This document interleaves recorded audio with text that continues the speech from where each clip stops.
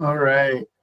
So I am going to go over, so there's target aliasing. So there's a bunch of different things, methods that are used for target aliasing.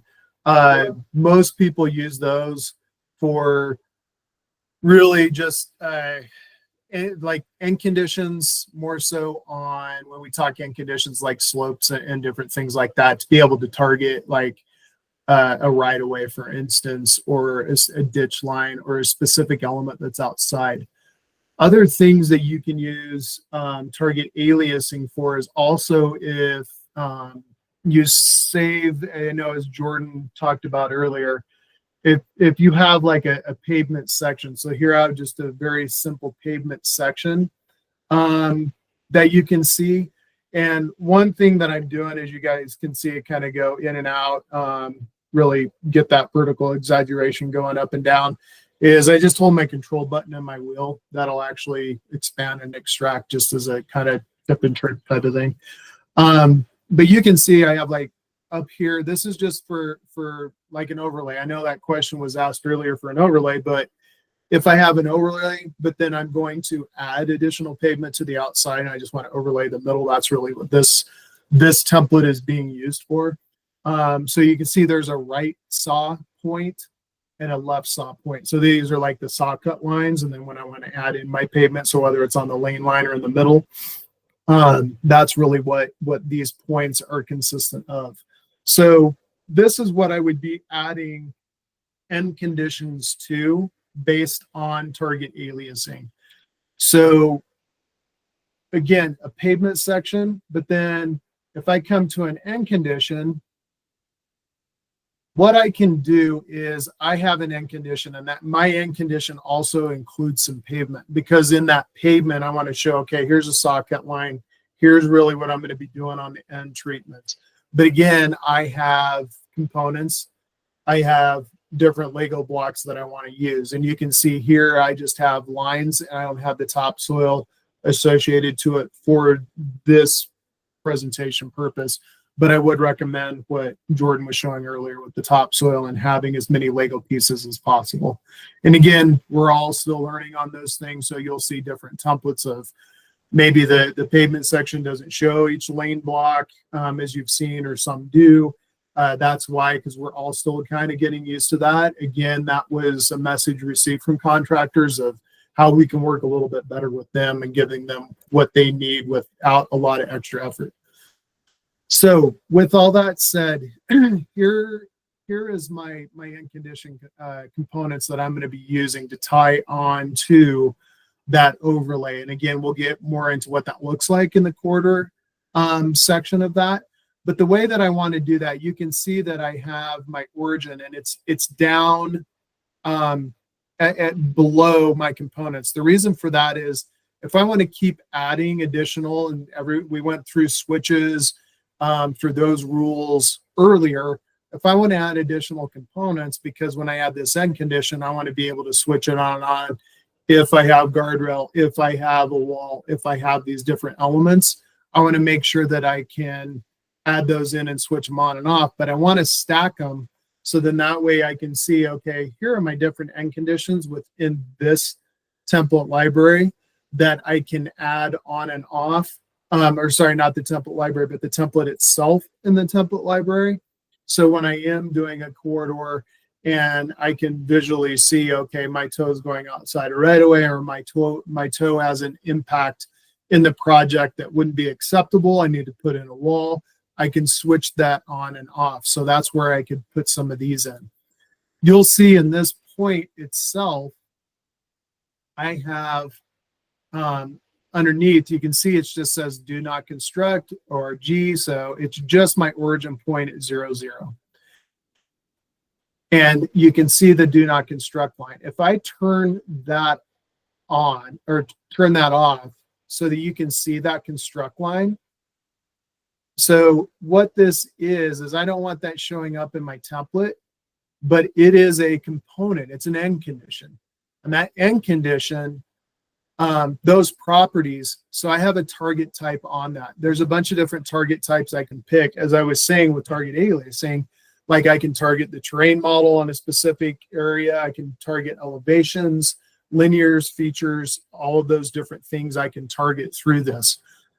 By doing that, I have what I'm doing is a linear target, because in my outcome, what I want to have happen is I want this end condition to attach to my pavement section. Still as a separate corridor, but it's a building block.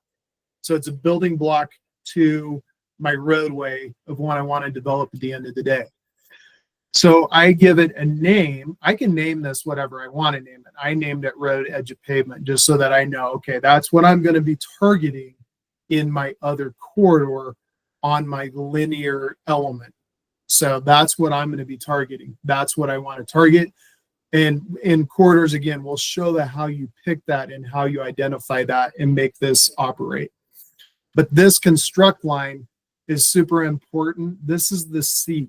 So I have a seek point, but this line actually helps me go find that in the corridor. So that's what this seek line is. So again, it's an end condition. But what I'm going to do for now, I'm going to go ahead and turn that off, and I'm going to hit apply. So you can see how these are lined up linearly and vertically, like from a horizontal standpoint and a vertical standpoint.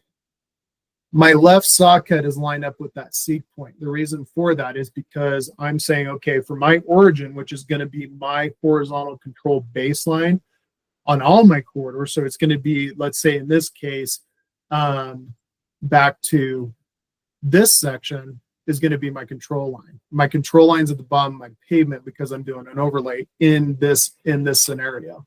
Other scenarios, that control line is probably going to be at the top. It's going to be at the top of my pavement because it's probably going to be a new constructed road. So that's what this origin aligns with. So you can see that that's offset. So what it's doing is it's saying, okay, I have an offset of that origin. That origin is my baseline. That point's going to seek what I called my end condition, that edge of pavement. So that's what's happening with that. My left saw, and before I had left saw on my overlay, again, naming is important because I want that name to match that name to go with that name. So then when I have anything that's associated to it, it all is together. It's not left saw -1 or left saw -2 or anything beyond that. I want to make sure that those are the same. And again, back to Jordan's point of that use feature name override, you can help with that too, just from a feature name perspective. So when I select this, you're going to see there's a V dash offset or an underbar V dash offset. It's at 3 feet. What I've done is I've set this end condition 3 feet above again, so I can start to see what those layers are. Not only that, when I go in the corridor, I want to attach it so I can say, okay, yeah, this came in approximately probably where it's supposed to be. I can control that. Then again, these labels are used for parametrics. So those parametrics, I can take that label, knowing that vertical offset, okay, I'm 3 feet above. I want my vertical offset to be at 0. That's what this whole this label and with this constraint is for. So that's the 3 foot vertical offset. You're going to see the same thing on my center line. So this is my center line. Based on that is going to be at the origin at the same point. So I want it to go find that center line for my left saw. It's going to be on my vertical as well. And right now it's 3 feet. So everything's tied together. Everything can move up and down. So with that said, these points are all controlled, and I'm not sure how much we went over how controlled everything is. I know we talked about it a little bit, but again, horizontal control, I'm controlling that from a point below. I have a vector offset that I'm controlling from my center line. That way, if my pavement section has a super or has a parametric constraint that changes cross slope or moves that cross slope, what this allows that to do is this allows that to also match whatever that cross slope is, so that I don't have a 2% and then all of a sudden I have a 2% or I have a 6% or whatever. It's going to match whatever that cross slope is based on my pavement section. So a couple of reasons of why we would do this versus just having a pavement section with a bunch of switches. This also goes back to point controls. The more point controls, and again, we're talking templates here, which go into corridors, but the more point controls that I start assigning in my corridor, the longer it's going to take to process. Every time I add one, the longer it's going to take to process.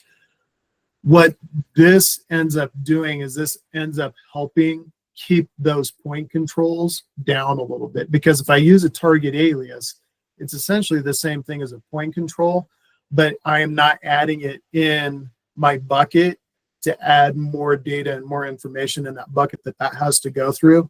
It just knows from the target aliasing side, oh, hey, I have an end condition. I need to throw that on here.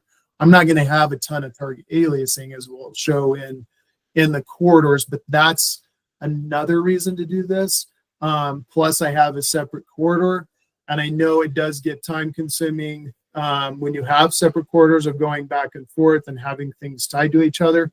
But at the end of the day, it's also going to help on processing time. It's also going to help on less crashes. It's going to help on efficiencies on how these things operate. So again, this is something that I would say, you know, would be good as a best practice, just because it does help when you are processing corridors, when you are doing modeling as separate features or as separate conditions, not only your pavement, but your end conditions as well.